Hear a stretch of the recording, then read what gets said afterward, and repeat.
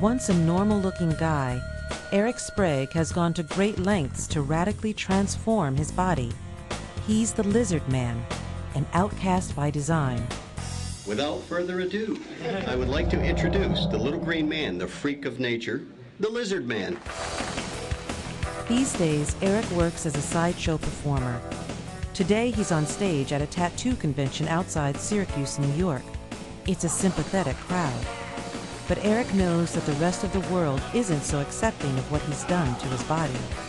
There are a lot of people that do not have the guts to recognize the fact that they are individuals and to express it to the rest of the world.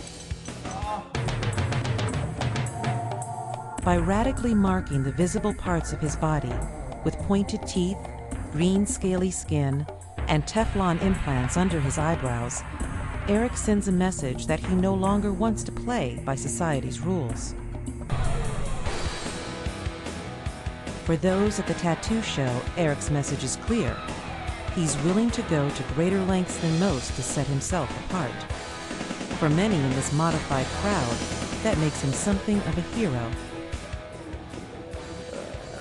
Body piercer Danny Van Buren has decided to follow Eric's lead and take his markings public. Okay, brother. Danny will be pricked with a needle for almost 3 hours. It's a painful process. I don't care if you don't have a tattoo, but I should be allowed to cover my body however I want. Ultimately, Danny wants his entire body covered with ink. He wants to be just like Eric. Yeah, looks good from here. You'll never get to see it from this perspective, but it looks good from here. When it's finally over, Danny is happy to have joined Eric's ranks. 3 hours of drilling on the skull. I'm so glad I did this and went down to this extent with it. And there's no turning back now, so I'm just gonna keep going and going and going. For the members of this modification community, Eric continues to be a trailblazer. Before heading back to Austin, he's getting another tattoo in a very sensitive place. This time, his lips will be turned from pink to green. The first thing I'm going to do, I'm going to take a darker green and I'm going to make my ridge line. Eric's still hoping to have almost 300 more hours of work done on his body before his transformation is complete.